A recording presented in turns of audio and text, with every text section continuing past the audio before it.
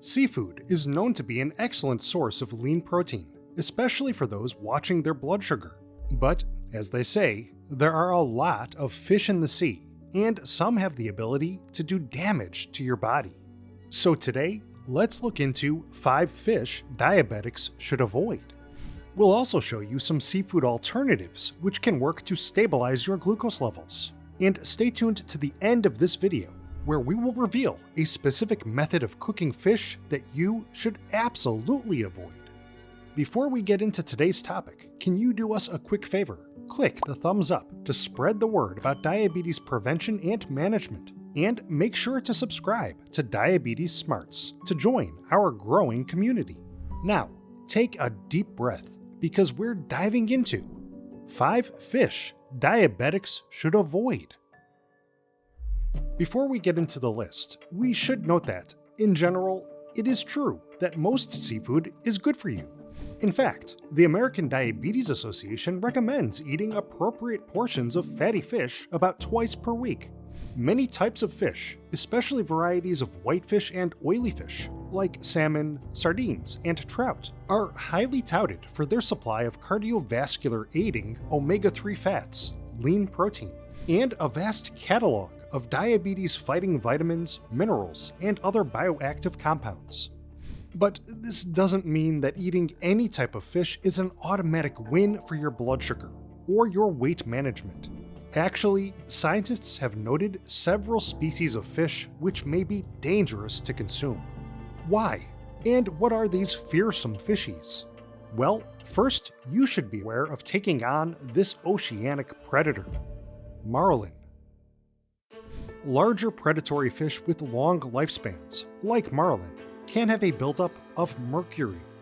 This naturally occurring heavy metal is found in safe, small amounts in most sea creatures, but over time, longer living and bigger aquatic carnivores which eat these smaller fish can accumulate high levels of mercury. And inside their bodies, it can become methylmercury, the organic form of mercury, which is harmful to humans. Methylmercury has been shown to adversely affect the nervous system, kidneys, and other vital organs. Research also shows that type 1 and type 2 diabetics may be more vulnerable to the damaging effects of this organic heavy metal, as it can negatively affect kidney function. Studies have further found that high methylmercury exposure can worsen diabetes-related complications. And a study published in the journal Environmental Health Perspectives found a strong association between mercury exposure and an increased risk of developing diabetes. Also, certain species of marlin, especially the Atlantic blue marlin and white marlin, have become overfished, leading to the depletion of their populations. But at the end of the day, sustainably caught marlin can be a healthy addition to your diabetes-fighting plate. After all, marlin is a good source of cholesterol-lowering omega-3 fatty acids and digestion-slowing lean protein. However, the high amounts of protein can actually cause issues for those already suffering from kidney disease. So, if you are currently managing diabetic kidney disease, you should speak with your doctor about which high-protein fish, including marlin, you may want to avoid. What other predatory fish isn't just dangerous in the water, but also on your dinner plate? Stay tuned, that's just ahead. But first, diabetics should beware of tilapia. Tilapia, in small amounts, can provide certain health benefits. However, this fish species is still not the best seafood choice. Why? First, tilapia has a poor omega-3 to omega-6 ratio. Omega-3 and omega-6 fatty acids are each needed by the body. Having high levels of omega-3 fats are associated with improved cardiovascular health and better insulin sensitivity in people with diabetes. High levels of omega-6 fats, on the other hand, are associated with asthma, arthritis, inflammation, high blood pressure, a heightened risk of heart disease, and decreased insulin sensitivity. Among popular seafood, tilapia has just about the lowest concentration of omega-3 fats, but some of the highest levels of omega-6 fats. In fact, tilapia is reported to contain 10 times less omega-3 content than wild-caught salmon. And a Wake University study found that tilapia's omega-6 to omega-3 ratio is 11:1. That's not great. Meanwhile, though tilapia is extremely popular, it is almost impossible to find wild-caught tilapia. Instead, large quantities of store-sold tilapia are farm-raised, where they can become saturated with toxic compounds. As it turns out, over 70% of tilapia sold in the United States is actually imported from Chinese tilapia farms. The USDA found that many Chinese fish farms are located in heavily polluted, industrialized regions, where the air, water, and soil are contaminated with harmful chemicals like dibutylin, which has been found to heighten inflammation, weaken immunity, increase obesity, and amplify metabolic disorders; dioxin, which has been found to increase the risk of certain cancers; and saxitoxins, which have been found to accumulate in freshwater tilapia, and in large doses may cause gastrointestinal issues, neurological damage, and even paralysis. Plus, many farmed tilapia are pumped full of potentially harmful antibiotics and pesticides. The USDA further notes that, oftentimes, these farms feed their fish livestock feces, which can contaminate the water and increase the risk of foodborne illnesses. That's why, since 2006, Chinese imported tilapia is on the seafood watch list of fish to avoid. Instead, seek out wild-caught tilapia whenever possible. And you should probably go for varieties of seafood that have a better omega-3 to omega-6 ratio, like wild-caught salmon and trout. Okay, so when it comes to predatory sea life, watch out for barracuda. This large carnivorous fish, known as the tiger of the sea, can have high levels of mercury and other toxins in its tissues. Of course, mercury, consumed in high amounts, can deal damage to your body, especially if you already suffer from diabetes. But barracuda can also be toxic due to the risk of ciguatera poisoning. Ciguatoxins are produced by certain species of algae, and they can accumulate in the flesh of larger reef fish, particularly barracuda. Symptoms of ciguatera poisoning include nausea, vomiting, and other gastrointestinal problems, plus nerve issues like sensations of tingling, numbness, and muscle weakness. In some severe cases, consuming this poison can lead to cardiovascular damage and dangerous fluctuations in glucose levels. In fact, research suggests that diabetics may be more vulnerable to the effects of ciguatera poisoning due to the potential complications for intestines, nerves, and blood sugar levels. Unfortunately, there is no known antidote or treatment for ciguatera poisoning.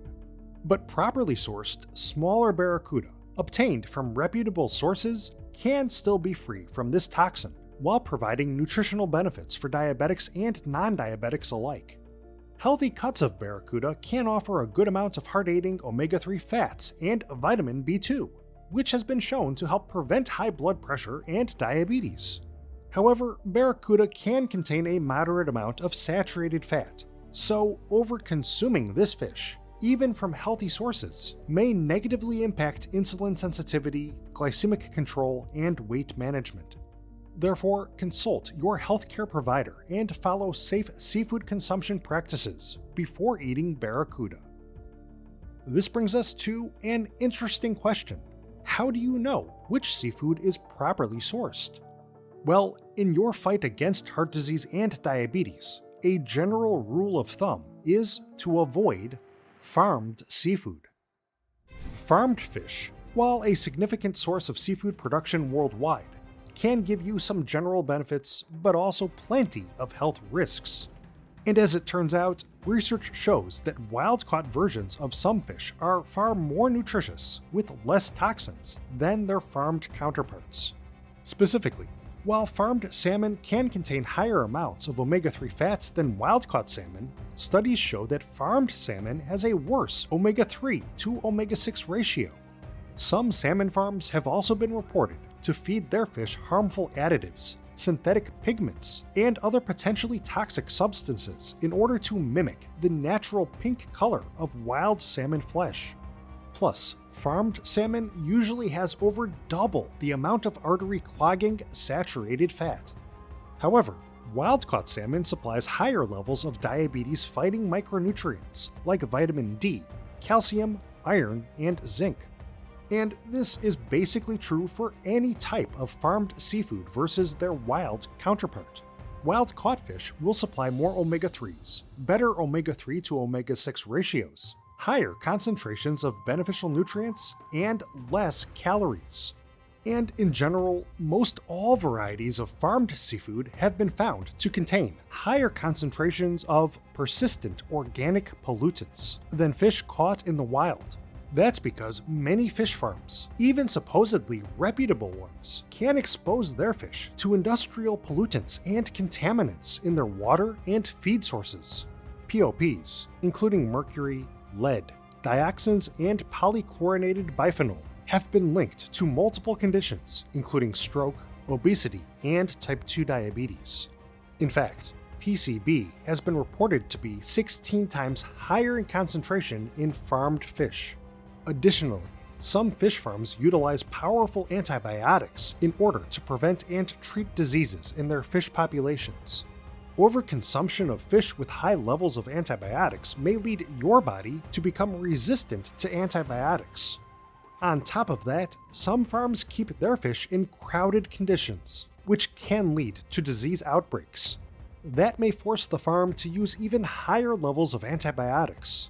There is also the potential issue of further contamination if farmed seafood is not properly handled, stored, or transported.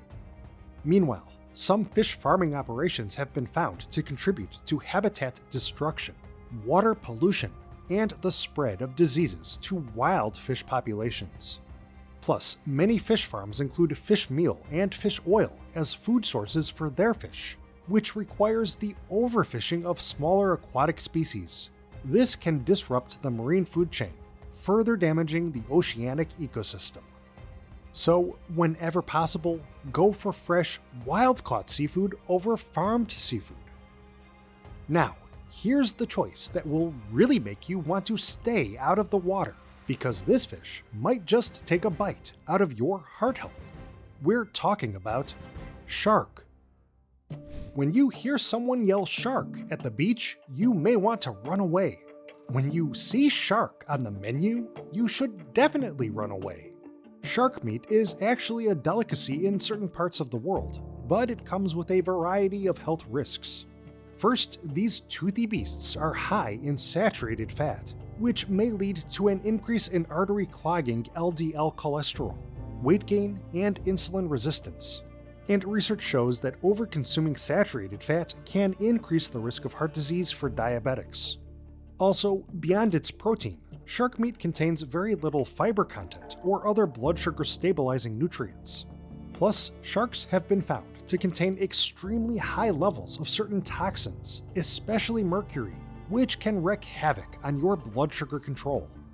Through a process known as biomagnification, also called bioaccumulation, the concentration of toxic compounds becomes multiplied for the larger fish that eat the smaller fish. So it's no surprise that sharks are considered to be one of the types of fish with the highest concentrations of mercury within the aquatic animal kingdom. In fact, a study from Florida International University found that of the 9 most commonly consumed types of shark meat and shark fins, 75% of samples they tested contained mercury levels which surpassed local safety limits. Of the most popular shark products, the study found that scalloped hammerhead and Atlantic sharp-nosed shark meat and fins had the highest levels of mercury by far. Some hammerhead samples were reported to contain over 20 times the legal limit. Shark meat may also contain high concentrations of other hazardous chemicals, including arsenic, lead, and DDTs. And at the end of the day, as much as you may think all sharks are man-eaters, the sad fact is that humans have been overeating sharks. Research shows that shark populations are in decline. with an estimated 70 to 100 million killed each year. This is only made worse by the reality that sharks mature slowly and have a late reproductive stage, which means that they are not reproducing as quickly as we are killing them. So, help the marine ecosystem and your own body's system by avoiding shark. Now, as promised, it's time to reveal the absolute most unhealthy cooking method for any type of seafood, regardless of your blood sugar balance. If you want to consume fish for positive health benefits, you must avoid deep-fried seafood. If you've seen previous videos from our channel, you surely know that any deep-fried food can be very problematic for your blood sugar balance and weight management. And this is true for deep-fried seafood. Due to the breading and batter, deep-fried fish will automatically be high in calories and carbohydrates. This can lead your normally low glycemic fish to end up with a much higher glycemic index rating, and eating that piece of fish may create a dangerous blood sugar spike. Plus, the process of deep frying, which usually involves omega-6 heavy, partially hydrogenated cooking oils, creates artery-damaging trans fats. Over-consuming trans fats can raise levels of harmful LDL cholesterol, while decreasing levels of beneficial HDL cholesterol. And the American Journal of Clinical Nutrition says that high trans fat intake is associated with an increased risk of developing heart disease and type 2 diabetes. Deep frying seafood at high temperatures can also create advanced glycation end products, damaging compounds associated with oxidative stress and inflammation in diabetics. Plus, deep-fried seafood is typically seasoned with high amounts of sodium, which, of course, can increase the risk of high blood pressure. So, while ordering up a fried fish instead of a cheeseburger might make you feel like you are making a healthy choice, the negative effects of the batter and cooking oil will only serve to worsen your diabetes management.